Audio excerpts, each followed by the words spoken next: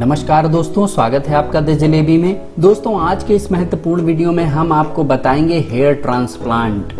जी हाँ, hair transplant के बारे में A to Z आपको सब कुछ बताएंगे। दोस्तों, आजकल की भागदौड़ की ज़िंदगी में एक बड़ी तादाद में युवाओं पर इतना ज़्यादा वर्कलोड रहता है, इतना ज़्यादा वो एडल्ट्रेट फूड खाते हैं, अपनी दिनचर्या को इतना ज़्यादा अव्यवस्थित कर चुके हैं, जिसके कारण उन्हें तरह तरह की बीमारियां हो गई हैं। और इन्हीं बीमारियों में से एक बीमारी बहुत बड़ी है, वो है बालों का झड़ना। जी हाँ दोस्तों, बालों का झड़ना पुरुषों के लिए हो या फिर महिलाओं के लिए, दोनों के लिए ही एक बहुत बड़ी समस्या बन के उभरा है। इसके कारण वो मानसिक रूप से विकारों से ग्रस्त हो जाते हैं, काफ़ी परेशान रहने लगते हैं। शीशे की तरफ जब भी, आईने की तरफ जब भी वो अपनी शक्ल देखते हैं तो परेशान हो जाते हैं कि उनके बाल आखिर में झड़ क्यों रहे हैं।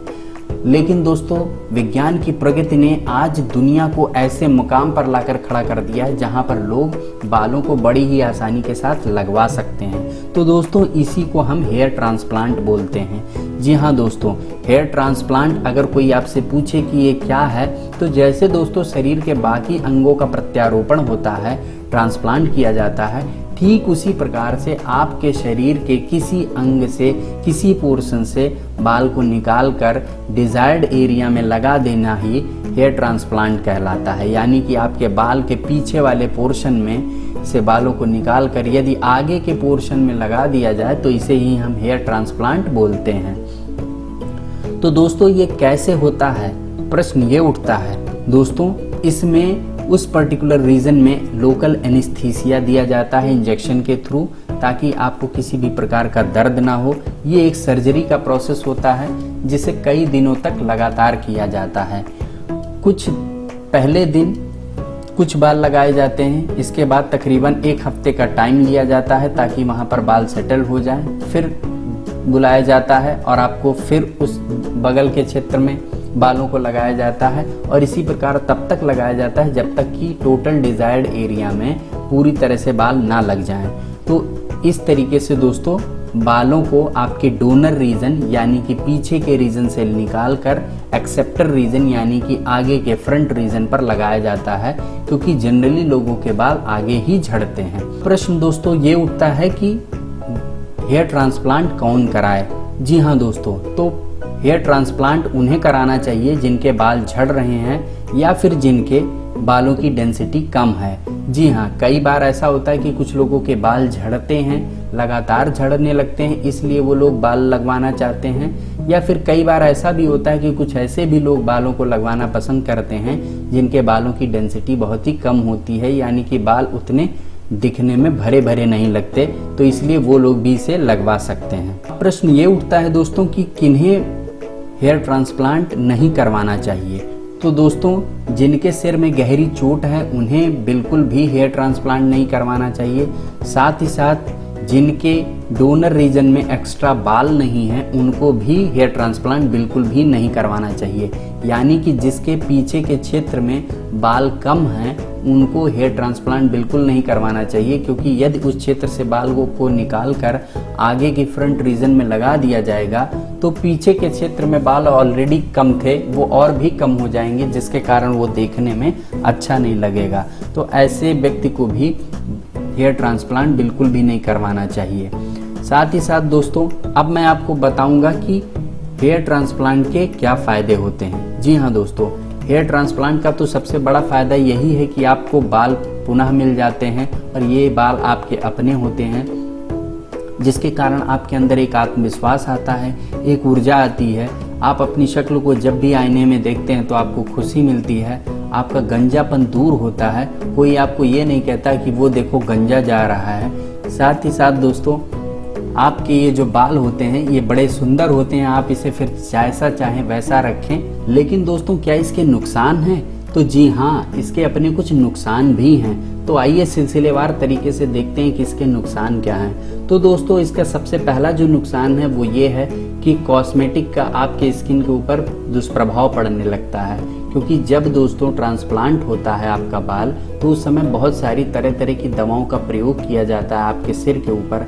कई सारी दवाएं आपको खाने को दी जाती हैं, जिसके कारण आपका शरीर अननेसेसरी दवाओं का लोड लेता है और इसके कारण आपके शरीर में तरह तरह की बीमारियां भी हो सकती हैं, आपको एलर्जी भी हो सकती है, आपकी स्किन भी डैमेज हो सकती है। तो एक तरह से देखा जाए तो ये कॉस्मेटिक दुष्प्रभाव आपकी स्किन पर पड़ता है। दूसरी जो समस्या जनरली देखी जाती है लोगों में, वो खुजली की समस्या होती है, यानी इचिंग की प्रॉब्लम। दोस्तों, इचिंग की प्रॉब्लम जब लंबे समय तक रहती है तो व्यक्ति को दोबारा डॉक्टर को दिखाना पड़ता है। कुछ शैम्पू और दवाओं का प्रयोग करने के बाद ये खुजली समाप्त हो जाती है। तीसरी जो प्रॉब्लम होती है वो ये होती है कि स्किन में पपड़ी बनने लगता है। जी हाँ, कई बार बालों को ट्रांसप्लांट करवाने के बाद स्किन में पपड़ी बनने लगती है, जिसके कारण स्किन डैमेज होने लगती है। तो इसके बाद फिर आपको दवाएं करवानी पड़ती है। चौथी जो प्रॉब्लम आती है दोस्तों, वो संक्रमण की आती है, यानी कि इन्फेक्शन की। जब आपका हेयर ट्रांसप्लांट होता है तो एक सर्जरी होती है और इस सर्जरी के दौरान कई बार आपको इन्फेक्शन होने की संभावना भी बढ़ जाती है। इस इन्फेक्शन के कारण आपको कई दूसरी बीमारियां भी हो सकती हैं। हालांकि ये बहुत ही सामान्य सा प्रोसेस होता है, ये केवल हजारों लाखों में किसी एक व्यक्ति को ही इस इन्फेक्शन की प्रॉब्लम होती है। पांचवा जो नुकसान है दोस्तों, वो है ब्लीडिंग का। जी हाँ, अक्सर ट्रांसप्लांट करते समय ब्लीडिंग की समस्या बढ़ जाती है। छठी जो समस्या दोस्तों होती है हेयर ट्रांसप्लांट के समय, वो होती है स्वेलिंग की। जी हाँ, सर में आपके बालों को लगाने के लिए ऑपरेशन को किया जाता है, उस समय सूजन होने की संभावना बढ़ जाती है। अक्सर देखा गया है 90% केसेस में कि सूजन होती है, तो इसके लिए आपको दवाएं फिर लेनी पड़ती हैं। सातवीं जो समस्या होती है वो ये होती है कि दोस्तों कई बार हेयर ट्रांसप्लांट करवाने के बाद भी बाल झड़ने लगते हैं, तो ऐसे में दोबारा डॉक्टर के पास जाना पड़ता है। तो ये जितने भी मैंने आपको नुकसान बताए, ये सारे नुकसान बहुत ही सीमित हैं और बहुत ही छोटे हैं, जो कि जनरली कम ही होते हैं और ये हफ्ते 2 हफ्ते के पश्चात ये सभी जो समस्याएं हैं ये अपने आप स्वतः समाप्त होने लगती हैं। यदि इसके बावजूद भी ये रहती हैं तो आपको डॉक्टर से दोबारा कंसल्ट करना पड़ता है। तो दोस्तों, हेयर ट्रांसप्लांट काफ़ी सुरक्षित है और काफ़ी अच्छा है और बहुतायत मात्रा में आज के समय में युवा करवा रहे हैं। आप भी इसे करवा सकते हैं। इसके लिए आप doctor hair India Jaipur, derma clinics Delhi, Mohit hair affair point private limited Lucknow, इन सब जगहों पर जा सकते हैं। ये बहुत ही अच्छे से और किफ़ायती दामों में यहाँ पर बाल लगाए जाते हैं। अब प्रश्न ये उठता है कि ये दोस्तों किस आधार पर इनका रेट तय होता है, यानी कि क्या मूल्य होता है।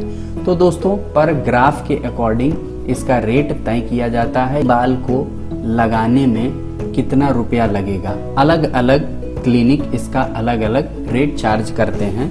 आपका बाल बड़े ही आसानी से 30 से 40 हज़ार रुपए में आप अपने बाल डोनर रीजन से निकलवा कर और इसे एक्सेप्टर रीजन में लगवा सकते हैं। तो दोस्तों, बहुत ही किफ़ायती और बहुत ही अच्छे तरह से आप हेयर ट्रांसप्लांट कर सकते हैं और अपने बालों को प्राप्त कर सकते हैं। तो दोस्तों, कैसी लगी है आपको जानकारी, हमें कमेंट सेक्शन में लिख के ज़रूर बताइएगा। साथ ही साथ इस वीडियो को ज़्यादा से ज़्यादा शेयर करिए, खासतौर से उन लोगों को जो बालों के झड़ने की समस्या से परेशान हैं, उनको व्हाट्सएप करिए। साथ ही साथ इस चैनल को सब्सक्राइब करिएगा, ताकि ऐसे ही स्वास्थ्यवर्धक वीडियोस हम और भी आपके लिए लाते रहें। आज के लिए बस इतना ही, धन्यवाद।